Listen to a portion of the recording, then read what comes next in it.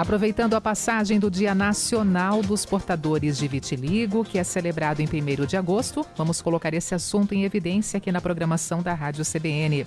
Segundo informações da Sociedade Brasileira de Dermatologia, a enfermidade acomete 0,5% da população mundial. No Brasil, de acordo com estudos de sociedades científicas, a doença afeta aproximadamente 150 mil pessoas por ano.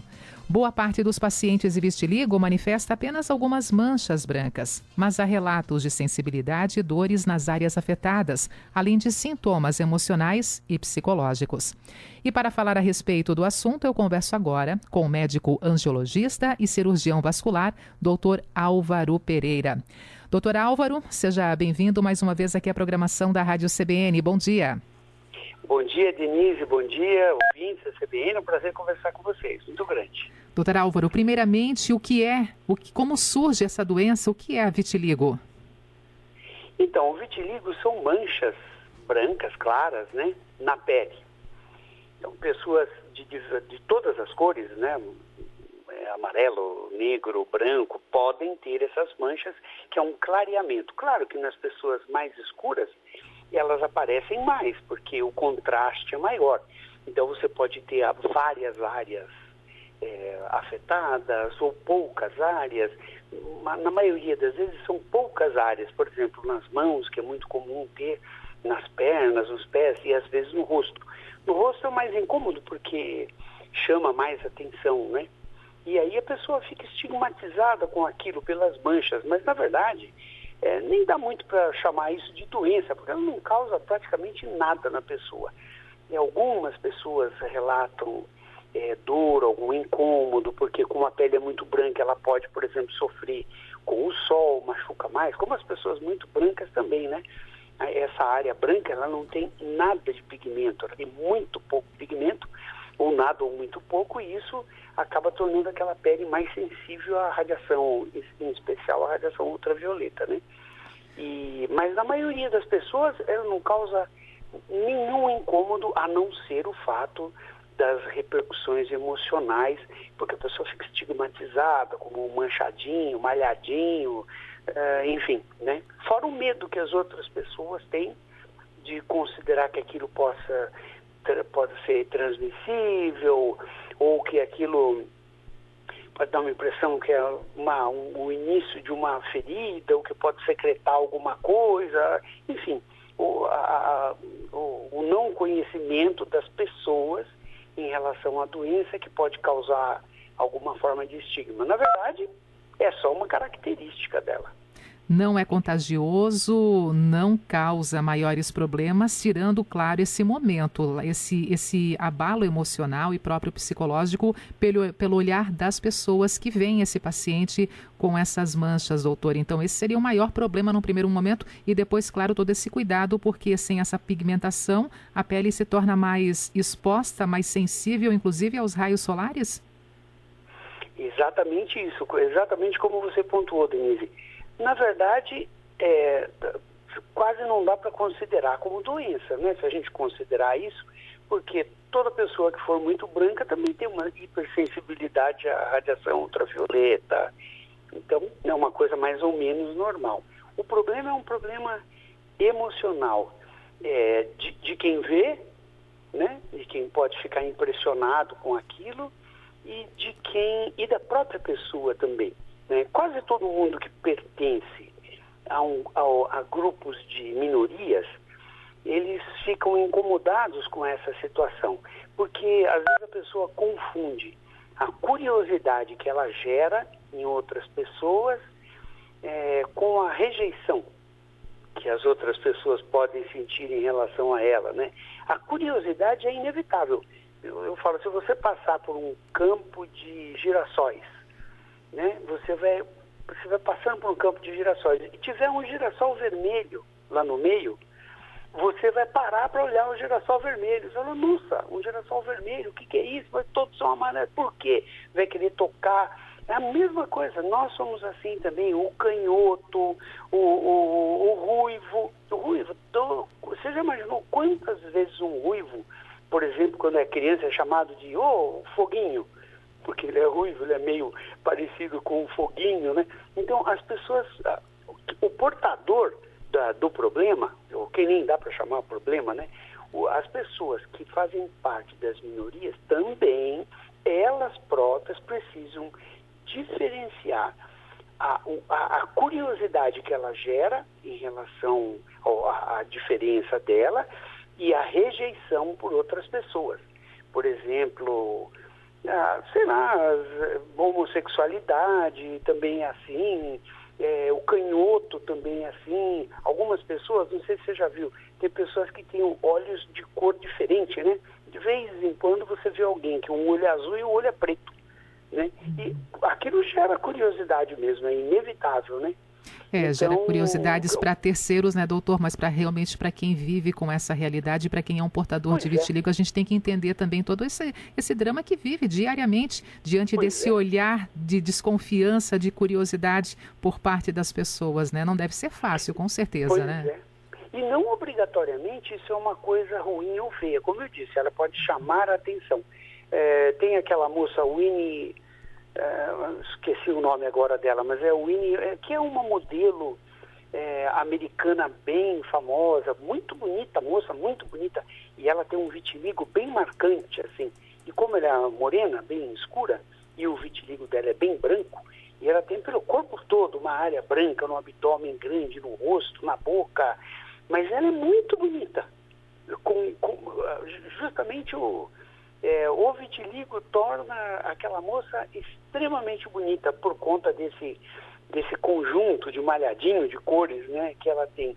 Então, não obrigatoriamente a pessoa que tem vitiligo deveria se sentir incomodada. Tem que aprender a suportar aquilo lá, porque, infelizmente, o vitiligo é uma desses problemas que não tem cura totalmente. Existem tratamentos, são maravilhosos, funcionam muito bem, as lesões podem regredir praticamente completamente, mas se ela tiver distúrbios emocionais, acidentes, traumas, pode voltar de novo ou aparecer novas lesões, sabe? Eu dei uma olhadinha aqui na internet, doutor, aqui a modelo que o senhor se refere, a modelo americana, é a Winnie Harlow, acho que sim, que falamos, né? Que inclusive ganhou fama e sucesso após desfilar nas passarelas mais famosas do mundo, expondo, colocando essa realidade, não escondendo, realmente demonstrando, né? Também ser aí uma portadora de vitiligo e fazendo sucesso com isso. E nas fotos aqui a gente consegue perceber que ela tem já realmente essas manchas, né? A mancha branca no seu rosto, nas axilas, no cotovelo, nas mãos, parte do braço, doutor, realmente é bem exposto realmente ao vitiligo nessa modelo americana, né? Mesmo o rosto dela, porque ela tem assim na região ao redor da boca, assim nas laterais um pouco, né? O rosto dela é muito bonito, eu já vi várias imagens dela, assim, só o rosto, né? Não o corpo todo, e o rosto também é muito bonito, combinou, sabe, assim, não sei se é porque também eu sou médico, já naturalmente eu não tenho a menor rejeição por isso, que eu sei que é uma característica dela, né? E não é uma doença. Doutor então, Álvaro, eu já olho com vitiligo tem cura e mais do que isso, qual é o tratamento oferecido para o paciente, para o portador de vitiligo? Olha, hoje em dia existem umas drogas novas que estão sendo estudadas, estão bem próximo de serem lançadas, né, no mercado. Os laboratórios grandes, tem 2 laboratórios grandes mundiais que estão indo em desenvolvimento dessas drogas, né, e que deve ser lançada daqui a algum tempo. Mas já existem algumas que são utilizadas, tipo corticosteroides, que algumas vezes funciona bem. Existem algumas outras drogas imunomoduladoras, tacrolimus, por exemplo, que também funciona muito bem, mas o campeão do tratamento hoje em dia ainda é disparado o tratamento com radiação ultravioleta. Então tem aquele ultravioleta A, ultravioleta B, que são os mais utilizados, né? Ultravioleta B é o mais usado, pode usar UVA A de ultravioleta A, né? VA. Também pode ser utilizado, mas esses tratamentos são feitos no consultório. Então, existe também a LED terapia, que são placas de LED, mas que não é ultravioleta. Porque o ultravioleta existe um risco, porque o ultravioleta causa lesões, então você saber a dose exata que a pessoa pode tomar. Então, isso é um tratamento para consultório. Mas para manutenção ou para pessoas que têm várias áreas, que, claro, não vão ficar tratando eternamente na clínica, né? Então, elas usam umas placas de LED violeta, que são umas placazinhas, assim, flexíveis, que tem uns LEDs violeta, não ultravioleta, então ele não é perigoso, ele não é tão eficiente quanto o ultravioleta, mas funciona. Só que a pessoa tem que usar várias vezes, né? Se você teria que fazer 10 sessões no consultório, você vai ter que fazer 50 em casa com LED, né? Mas o LED, os aparelhos são muito baratos, a pessoa compra um aparelho de LED e usa em casa, né? LED terapia para vitiligo, né? E funciona bem. Eu tenho vários casos disso. Doutor Álvaro, na clínica nós temos bons casos disso. Na nossa audiência aqui, a ouvinte Patrícia, até dividindo conosco a sua situação. Ouve só. Eu tive mancha de vitiligo 2 vezes. Tratei com pomadinha e também com laser. As minhas manchas foram nas axilas, as 2 manchas. A primeira foi quando minha avó paterna faleceu e a segunda apareceu quando perdi o meu primo. Mas depois nunca mais apareceu nenhuma mancha. E a ouvinte Patrícia coloca aqui que quando foi aplicado o laser, foram 2 sessões e já sumiram. Relato aqui da nossa ouvinte Patrícia, atenta a essa nossa entrevista, as informações que o senhor coloca em evidência, doutor Álvaro. Isso mesmo, então. Existem alguns lasers que também podem ser utilizados. É sempre uma radiação luminosa, né? É luz, né? E os lasers são radiações luminosas também. Pode usar aparelhos de luz intensa pulsada. É que os mais tradicionais, assim, os mais conhecidos são os aparelhos de radiação ultravioleta. Parecido, lembra daquelas câmaras de bronzeamento que agora nem existe mais, né? Porque eles causam algum risco, né? De lesões, de tumores de pele. Por isso eles foram proibidos, mais ou menos no mundo todo. Mas as câmaras de lâmpada ultravioleta usadas nas clínicas médicas, assim, claro que elas são mais seguras e tem o acompanhamento do médico, e essas são as principais utilizadas. As pomadas, esse tacrolimus, como eu te falei, uma das drogas, né? As pomadas de corticoide também são utilizadas, os lasers são utilizados e muitas vezes resolve com facilidade. A maioria dos casos de vitiligo se resolve muito bem e, em geral, são poucas manchas. O problema é que as pessoas têm medo de que aquilo se propague e que se espalhe pelo rosto todo, pelo corpo todo, né? Então, geralmente, quando a pessoa tem, ela vai tratar.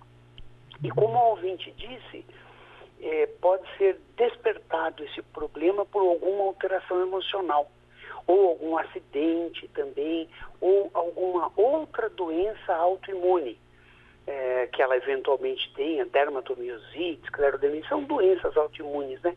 Doença da tireoide, autoimune da tireoide, aí desencadeia ali o vitiligo. 30% das pessoas que têm vitiligo têm história familiar de vitiligo, né? Tem alguém, mas não existe uma causa definida para o vitiligo. Ninguém sabe exatamente o que é que causa. E para terceiros, doutor Álvaro, mais uma vez aqui colocando a informação que o senhor já trouxe nessa entrevista, não é uma doença contagiosa, não machuca pessoas que estão ao seu redor, digamos assim, poder passar essa doença para frente, então não tem esse constrangimento, essa preocupação. E tem que ter um respeito para quem é portador de vitiligo, né, doutor? É exatamente isso, esse é o ponto fundamental. Tanto as pessoas que convivem com alguém com vitiligo precisam aprender a considerar que aquilo é absolutamente normal, que não tem nada de diferente, como a própria pessoa que tem vitiligo tem que conseguir superar isso e entender que é uma característica dela. Não é um problema, ela não vai passar nada para ninguém e, inclusive, não vai piorar, aquilo não vai evoluir para uma doença séria, né? Eu tenho vitiligo, então amanhã eu vou ter uma doença grave de pele. Não tem nada a ver. É uma característica sua. Então, uma curiosidade interessante, Denise. O local onde a pessoa tem o vitiligo, onde ela perde a cor, no local da mancha, se ela tiver pelos naquela região, o pelo também fica branco. Então, essa moça que tinha na axila, provavelmente os pelos dela ficaram brancos também. É uma característica, né? E então perde toda a pigmentação da pele e também a cor dos pelos. Toda a pigmentação, ela deixa de existir naquele local em que a mancha se manifesta do vitiligo. Se ela tiver pelo naquela região, o pelo também vai mudar de cor. A nossa ouvinte aqui está confirmando isso, sim, é verdade. A nossa ouvinte Patrícia, ela está colocando de fato que realmente também perdeu a coloração dos seus pelos e está confirmando essa informação, doutor. É bem curioso, isso é bem curioso. Tá certo. Doutor, para poder finalizar o seu recado aqui para a nossa audiência, mais uma vez, para a gente poder então realmente celebrar, né, esse momento que tem a passagem do Dia Nacional dos Portadores de Vitiligo, uma entrevista como essa, servindo realmente de muita informação e colocando o fato como deve ser, envolvendo aí os portadores de vitiligo. Qual é a sua mensagem final? Então, a minha mensagem seria assim: por favor, as pessoas que têm vitiligo, coloquem a sua doença do tamanho adequado dela. O tamanho é pequeno, né? Ela precisa entender isso. Não pode ficar se sentindo diminuída, inferiorizada de forma nenhuma por causa desse problema. Pelo contrário, a mulher ficou rica, famosa, importante no mundo justamente porque tinha vitiligo, que a Winnie, né, a americana. Então, isso é muito importante. E para as pessoas, por favor, chega de estigmas e preconceitos. Isso é uma coisa tão pequena do ser humano, né? Vamos acabar com isso tudo. É isso aí. Muito obrigada, doutor Álvaro. Um bom dia para o senhor e até uma próxima oportunidade. Sempre que pintar bons assuntos, colocamos também o senhor na lista aqui de convidados para estar conosco na Rádio CBN, tá? Um bom dia. Bom dia para você também. Um abraço, Denise, para todo mundo. Tchau, tchau. É isso aí, aproveitando a passagem do Dia Nacional dos Portadores de Vitiligo, comemorado em 1º de agosto. Hoje, então, também trouxemos esse assunto aqui na programação da Rádio CBN, conversando com o médico angiologista e cirurgião vascular, doutor Álvaro Pereira. E mais uma vez, então, trazendo essa realidade, né? Segundo informações da Sociedade Brasileira de Dermatologia, a enfermidade, o vitiligo, acomete 0,5% da população mundial. E no Brasil, a doença afeta aproximadamente 150 mil pessoas por ano.